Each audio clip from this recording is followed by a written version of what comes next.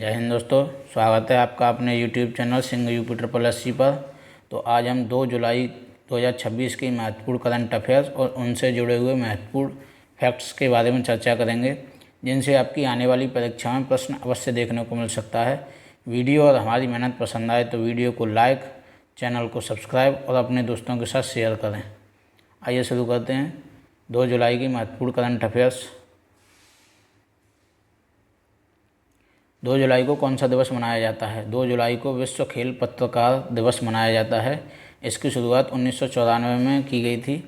International sports press association की स्थापना की याद में मनाया जाता है।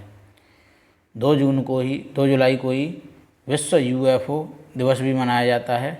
इसका उद्देश्य यूएफओ अनआइडेंटिफाइड फ्लाइंग ऑब्जेक्ट्स के बारे में जागरूकता बढ़ाना है। 1947 की प्रसिद्ध रोसवेल घटना की याद में अंतर्राष्ट्रीय यूएफओ दिवस मनाया जाता है। नेक्स्ट है संयुक्त राष्ट्र सतत विकास लक्ष्य एसडीजी सूचकांक 2026 में भारत की रैंक क्या है?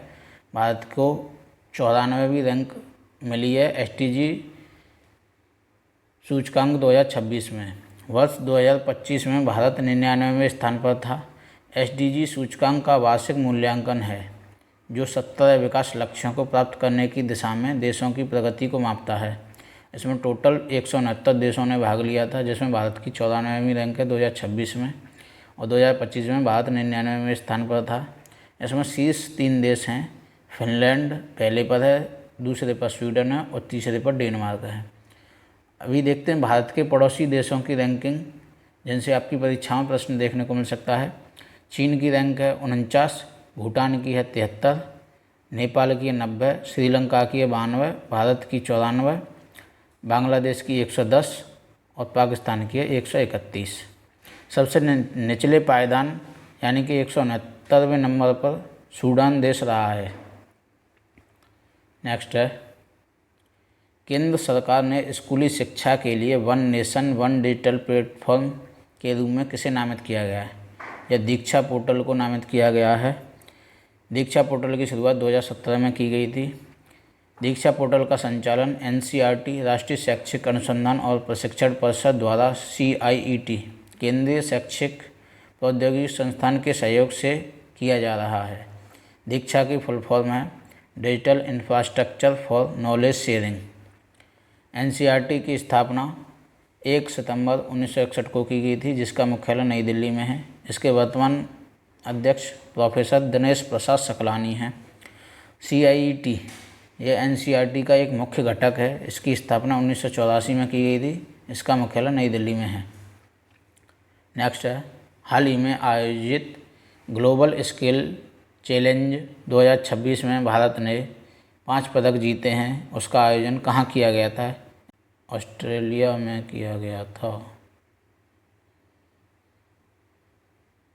भारत ने कुल 5 पदक जीते हैं, जिसमें 3 स्वर्ण, 1 रजत और 1 कांस्य पदक जीता है। 3 स्वर्ण पदक विजेता हैं भद्रावती सुरेश कर्नाटक, मौसमी कुमार गिरी बिहार और विष्णु प्रिया सुनील दिल्ली से हैं। नेक्स्ट है यूएस ओपन बैडमिंटन टूर्नामेंट 2026 के विभिन्न वर्गों के विजेता कौन थे? ये सू ली यांग थे, ताइवान के। इन्होंने भारत के किदाम्बी श्रीकांत को हराया था। महिला एकल के विजेता हैं लायन क्रिस्टोफर सन डेनमार्क की, और महिला एकल में उप विजेता हैं कालोयाना नालतामतोवा बुल्गारिया की हैं। पुरुष युगल में विजेता हैं हिरोकी ओकामुरा और क्योहेई यामानेता जापान के, और महिला युगल के विजेता हैं सुमिरे नाकादे और मियू ताकाहाशी जापान की हैं, और मिश्रित युगल के विजेता हैं लियू क्वांग हेंग और ह्यू जिन हुई चीनी ताइपे देश के हैं। इसी प्रतियोगिता में भारत के रौनक चौहान ने कांस्य पदक जीता है पुरुषों के एकल प्रतियोगिता में। आइए नेक्स्ट देखते हैं, इनका रिवीजन है। विश्व खेल पत्रकार दिवस 1994 एआईपीएस की स्थापना की याद में मनाया जाता है। विश्व यूएफओ दिवस 1947 की रोसवेल घटना की याद में मनाया जाता है। SDG 2026 में भारत 94वें स्थान पर है। कुल 169 देश हैं। Diksha one nation one digital platform की शुरुआत 2017 में हुई थी। Global skill challenge 2026 California Australia में आयोजित किया गया था। US ओपन 2026 पुरुष एकल विजेता सू ली यांग ताइवान है। नेक्स्ट देखते हैं क्वेश्चन नंबर 6। केंद्र सरकार ने समुद्री और साइबर सुरक्षा को मजबूत करने के लिए किस अधिनियम के तहत बंदरगाह सुरक्षा ब्यूरो BOPS की स्थापना की? यह मर्चेंट शिपिंग एक्ट 2025 की धारा 13 के तहत BOPS की स्थापना की गई है। बंदरगाह सुरक्षा ब्यूरो की स्थापना समुद्री एवं साइबर सुरक्षा को मजबूत करने के हेतु की गई है। यह केंद्रीय पत्तन, पोत, परिवहन एवं जलमार्ग मंत्रालय के अधीन कार्य करेगा। केंद्रीय पत्तन, पोत, परिवहन एवं जलमार्ग मंत्री हैं Sarbananda Sonowal. Next question number 7। हाल ही में किस महाद्वीप या क्षेत्र में ओमेगा ब्लॉक मौसमी प्रणाली के कारण तापमान 44 डिग्री के पार पहुंच गया और घातक हीटवेव देखी गई? यह पश्चिमी यूरोप में देखी गई हैं। यह ओमेगा 3 मुख्य रूप से फ्रांस, स्पेन, ब्रिटेन, नीदरलैंड और इटली देशों में ओमेगा ब्लॉक प्रणाली के कारण भीषण गर्मी पड़ रही है। ओमेगा ब्लॉक क्या है? ओमेगा ब्लॉक वायुमंडल में फंसा एक स्थिर मौसम पैटर्न है जो ग्रीक अक्षर ओमेगा के आकार का दिखाई देता है। नेक्स्ट है, अभी हाल ही में भारतीय सेना के उप प्रमुख किसे नियुक्त किया गया है? यह लेफ्टिनेंट जनरल संदीप जैन को नियुक्त किया गया है। भारतीय सेना प्रमुख है जनरल धीरज सेठ, जिन्हें हाल ही में नियुक्त किया गया है। भारतीय वायुसेना प्रमुख हैं air chief marshal Amarpreet Singh. Bharat के वर्तमान CDS हैं जनरल NS राजा सुब्रमणी, इन्हें भी अभी हाल ही में नियुक्त किया गया है। भारतीय नौसेना प्रमुख हैं एडमिरल कृष्णा स्वामीनाथन। नेक्स्ट है क्वेश्चन नंबर 9। अभी हाल ही में 29वां राष्ट्रीय E-गवर्नेंस सम्मेलन कहाँ आयोजित किया गया? यह जयपुर राजस्थान में आयोजित किया गया है। जयपुर की राजधानी है, राजस्थान की राजधानी है जयपुर। मुख्यमंत्री हैं भजनलाल शर्मा, राज्यपाल हैं हरिभाऊ किशन राव बागड़े। जयपुर राजस्थान में 25 लोकसभा की सीटें हैं, 10 राज्यसभा की और 200 विधानसभा की सीटें हैं।